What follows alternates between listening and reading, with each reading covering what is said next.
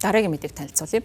Сүүлийн 3 жилийн хугацаанд Суданд иргэний дан өрнсөн үүнээс болоод дэлхийн хамгийн хүнд хүмүүнлэгийн хямрал тус усад нүүрлээд байгаа юм байна. За энэ хямралыг гитлэн давхад туслах зорилгоор Канада улсын зүгээс томоохон хэмжээний тусламж үзүүлэх амлалтыг өгсөн байна. Канада улс 5 гарагт Берлин хотод болсон олон улсын Суданы баг хурлын үеэр 120 сая гаруй $10 тусламж үзүүлэхээ зарласан байна. Канада Суданд болсон хүмүүнлэгийн хямралд ихээхэн санаа зовж байгаа гэдгийг илэрхийлээд өсвөлэн зориудаар дайны арга болгон ашиглаж байгаа гэсэн баталгаатай нотлогоо байгааг онцлоод эмнэлгүүд болон иргэний дэд бүтцийг онилж байгаад дургуутсаж байгаагаа хэлсэн. За тус улсын гадаад хэргийн сайд Анита Ананд Америкийн нэгдсэн улсын олон нийтийн мэдээллийг хэрэгсэл болох X хуудсан дээр оруулсан видео мессежтэй инхүү дурдсан байна.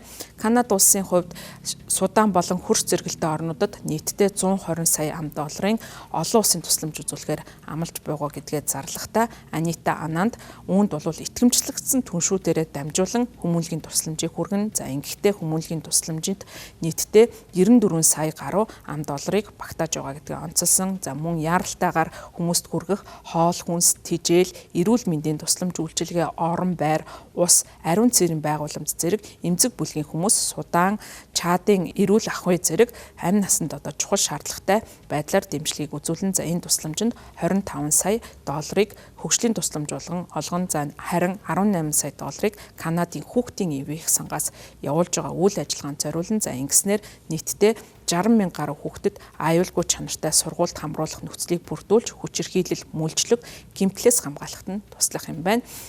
Нэмэлтээр 7 саяыг Дарфур, Кордофан зэрэг бүс нутагт бэлгийн хүчирхийлэл, гендер суурьсан хүчирхийллээс урьдчилан сэргийлэх хариу арга хэмжээ авах үйлчилгээг үргэлжлүүлэх зорилгоор Нүбийн хүн амын санд олгоно. За харин Анита Ананд хэлэхдээ Суданы эмэгтэйчүүд бэлгийн хүчирхийллээс үл хамаарах зүйл бол тэдэнд биш, харин зайлсхийх боломжгүй бодит байдал басан гэдгийг мөн онцлсан байна. За Global Affairs нэртэй байгууллагаас гаргасан мэдээлэлд дурдсанаар Канада улс инх тайван докторжуулах хүчин чармаал тэр дундаа иргэний санаачлагыг дэмжихэд нийтдээ 125 сая $-ыг мөн дахин олгохоор болж байгаа юм байна. За Канада улс хүмүүнлэгийн тусламжийг саадгүй, аюулгүй хүрхийг уриалсаар байгаа. За нин даруй гал зогсоож энгийн иргэдээр удирдуулсан засгийн газар байгуулах нь урт хугацаанд инх тайвныг очруулах бодит арга зам гэдгийг онцолсон. За Суданы ард түмэн амьд үлхээс илүүтэй их зүйлийг хүртэх ёстой. Тэд аюулгүй байдал, нэр төр, итгэл найдвараар тодорхойлогдох ирээдүйг хүртэх ёстой гэдгийг Ананд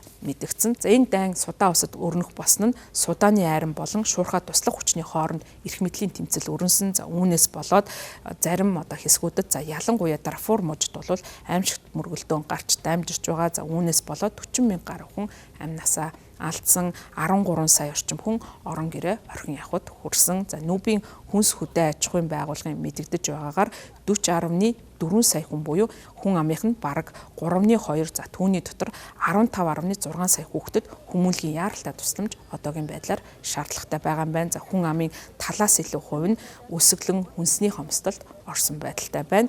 2024 оны 8 дугаар сараас хойш тус улсын зарим хэсэгт өсөглөнгийн нөхцөл байдал үргэлжилсэн. За хүчирхийлэл Суданы бүх 18 мужид нөлөөсөн боловч Голдуу, Дарфур, Хартум, Кордофан, Гизира зэрэг газар тариалангийн бүс нутгуудад мөргөлдөөн өрнөж байгаа. За харин хүн амынхны хувьд бол гол амжиргаагаа залгуулдаг хоол, хүнс, орлогынхаа хөөсөр нь хөдөө аж ахуйн үйлдвэрлэл байдаг. За 80 гаруй хувь нь зөвхөн үүнээс амжиргаагаа залгуулдаг болвол хөдөө аж ахуйн үйлдвэрлэл нь хүчирхийлэл мөргөлдөөнөөс болоод үйл ажиллагаагаа явуулах боломжгүй болсон. За үүнээс үүдэн тус усад инхүү хүмүүнлэгийн болон өсвөлөнгийн хямрал нүүрлж байгаа.